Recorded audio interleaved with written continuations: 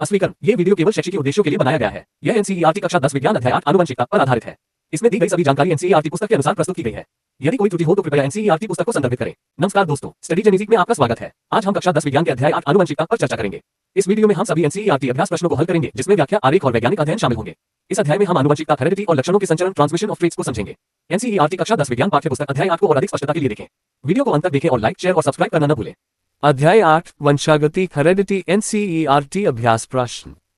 प्रश्न 1। एक मेंडेलियन प्रयोग में लंबे मटर के पौधों को बैंगनी फूलों के साथ, छोटे मटर के पौधों को सफेद फूलों के साथ क्रॉस किया गया।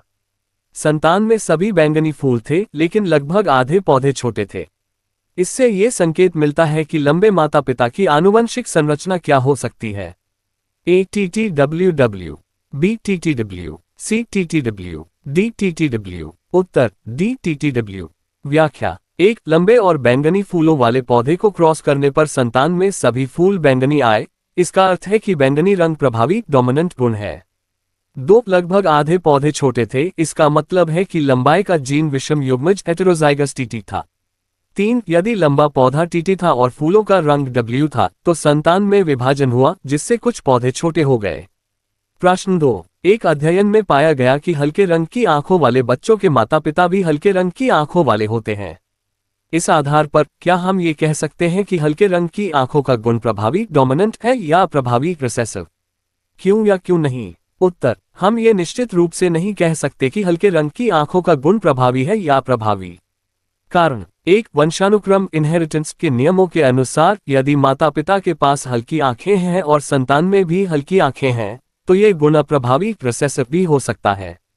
2 यदि हल्की आंखों का रंग प्रभावी होता, तो यह अंधाधुंध अगली पीढ़ी में फैल जाता, लेकिन ऐसा जरूरी नहीं है। 3 आनुवंशिकी जेनेटिक्स में दोनों माता पिता से प्राप्त जीन के आधार पर गुण प्रकट होते हैं, और प्रभावी तथा अप्रभावी जीन दोनों ही पीढ़ियों में अलग अलग तरह से व्यक्त हो सकते हैं। 4 अधिक विस्तृत अध्ययन की आवश्यकता होगी यह निश्चित करने के लिए कि हल्की आंखों का रंग प्रभावी है या प्रभावी। प्रश्न 3। एक परियोजना की रूपरेखा तैयार करें जिसका उद्देश्य कुत्तों में प्रमुख डोमिनेंट कोट रंग का निर्धारण करना हो। उत्तर। इस परियोजना का उद्देश्य कुत्तों में प्रमुख कोट रंग कोट कलर की पहचान करना होगा। चरण 1। डेटा संग्रह डेटा कलेक्शन। 1 कुत्तों की नस्लें चुनना, अलग अलग नस्लों के कुत्तों को शामिल करना। 2 माता पिता और संतानों का अध्ययन, प्रत्येक कुत्ते की संतानों के कोट रंग रिकॉर्ड करना।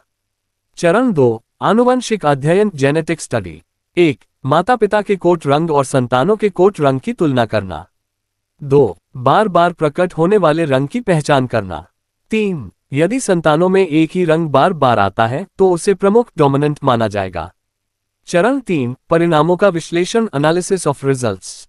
1 यदि किसी रंग की उपस्थिति संतानों में लगातार और ज्यादा प्रतिशत में है, तो ये प्रमुख डोमिनेंट रंग हो सकता है। 2 यदि कोई रंग कभी कभी और कम प्रतिशत में आ रहा है, तो वह अप्रभावी रिसेसिव हो सकता है। 3 प्राप्त डेटा के आधार पर वंशावली चार्ट पेडिग्री चार्ट बनाकर निष्कर्ष निकाला जाएगा। निष्कर्ष। इस परियोजना से प्रमुख और अप्रभावी कोट रंग का निर्धारण करने में मदद मिलेगी। प्रश्न 4 नर और मादा माता पिता का आनुवंशिक योगदान संतानों में समान रूप से कैसे सुनिश्चित किया जाता है? उत्तर। संतान में नर और मादा माता पिता का समान आनुवंशिक योगदान निम्नलिखित कारणों से सुनिश्चित होता है। 1 डिप्लॉयड गुणसूत्र संख्या डिप्लॉयड क्रोमोसोम नंबर। 1 मनुष्यों और अधिकांश जीवों में डिप्लॉयड 2n गुणसूत्र क्रोमोसोम्स होते हैं। B प्रत्येक व्यक्ति को आधा जीन पिता से और आधा जीन माता से मिलता है। 2 गणना क्रोमोसोमल डिवीजन। 1 मनुष्यों में कुल 46 गुणसूत्र क्रोमोसोम्स होते हैं। B इनमें से 23 गुणसूत्र शुक्राणु स्पर्म में और 23 गुणसूत्र अंडाणु ओवम में होते हैं। C निषेचन फर्टिलाइजेशन के दौरान ये मिलकर 46 गुणसूत्र बनाते हैं। 3 लैंगिक जनन सेक्सुअल रिप्रोडक्शन की भूमिका। 1 प्रत्येक माता पिता आधा आनुवंशिक पदार्थ जेनेटिक मटेरियल देते हैं। B इसलिए संतान में दोनों का बराबर योगदान रहता है। 4 लैंगिक गुणसूत्र सेक्स क्रोमोसोम्स। 1 मनुष्यों में 2 प्रकार के लैंगिक गुणसूत्र सेक्स क्रोमोसोम्स होते हैं, X और Y। B माता हमेशा X गुणसूत्र देती है, जबकि पिता X या Y गुणसूत्र दे सकता है।